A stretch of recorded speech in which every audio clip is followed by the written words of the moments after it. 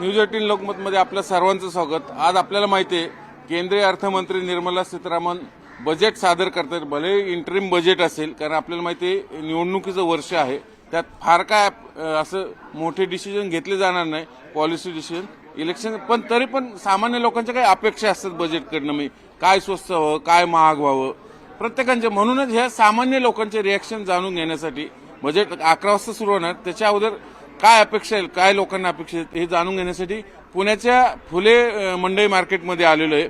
Common लोक आहेत, भाजीवाले आहेत, ग्राहक आहेत।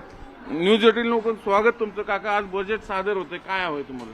बजेट सादर गोर गरीब जगतील अशी एवढा आमची इच्छा आहे। गरीब जगतील अशी गरीब जगलं तर जग चालतं हे लक्षात ठेवा। जेवणाची वस्तू सगळे स्वस्त करा। काय स्वस्त हो सध्या, काय महाग सगळं खाणे सगळंच महाग आहे। काय स्वस्त आहे सांगा ना तुम्ही, कुठले बाबा? आज पेट्रोल डिझेल हे कुठलं वाढले, वाहतूक खर्च वाढले की सगळं महागाई वाढल्या जातं। हा, तुम्ही पेट्रोल डिझेल काहीतरी सांगत होता, काय गणित येते? पेट्रोल डिझेल स्वस्त होईल तसे वाहतूक खर्च स्वस्त होतं। गॅस सिलेंडर स्वस्त व्हायला पाहिजे। तेव्हा सरकार होते तेव्हा 2014च्या अगोदर 550 रुपये सिलेंडर होते, आता सिलेंडर नेऊन ठेवले। काय सामान्य माणूस जगणारे सांगा ना? आणि प्रत्येक घरी सिलेंडर पाहिजे, कुठनं आणायचं? आणि कुठलं आणि सर्व्हिस, कोणाला सर्व्हिस नाहीये, नोकऱ्या नाहीये। 500 रुपयात काय माणूस पोट भरणार आहे रोजच्या हिशोबात?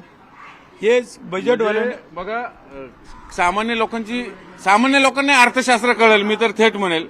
मग पेट्रोल डिझेल स्वस्त केलं तर पुढची सगळी महागाई आहे आपोआप कमी होते।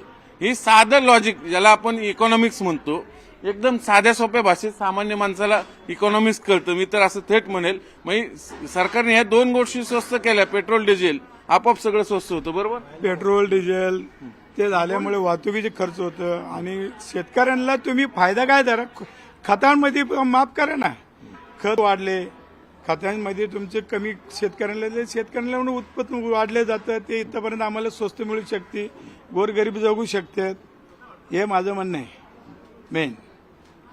काय तुमचं काय? आता पहिलं राखेल स्वस्त होतं, पहिलं राखेल स्वस्त होतं, राखेल किती स्वस्त होतं पहिलं, 10 रुपये, आता पहिलं 2 रुपये राखेल नाही, 2 रुपये राखेल होतं, आता रॉकेलच बंद, आता राखेल बंद झालं। पहिले गरीब लोक खात होते, चुलीवरचं खात होते। आता गॅस आला की, आता गॅस आला गॅस आला म्हणून तर भाव वाढले ना त्याचे। 1000 रुपये त्याला सिलेंडर केलं तुम्ही, पगार पण वाढले की, मग पगार कुठे वाढले? पगार आहे तसे लोकांना वाढले। मी कॉन्ट्रॅक्ट पद्धतीवर आहे, आता 500 रुपये कॉन्ट्रॅक्ट, 15,000 रुपयात काय संसार करून दाखवणार आहे का कोणी? हे दाखवा ना, घर भाडं भरणार, काय करणार? पेट्रोल भरलं तर 100 रुपये पेट्रोल लागतात। तुम्ही विचार करा, तुम्ही सामान्य माणसाचा विचार करा, तो आपला भारत देश जगल। सामान्य माणसाचा विचार हवा बजेटमध्ये, काय सांगा? आमचं सर्वांचं तेच म्हणणं आहे की आजकाल आपल्या गरजू, आपल्याला जीवनावश्यक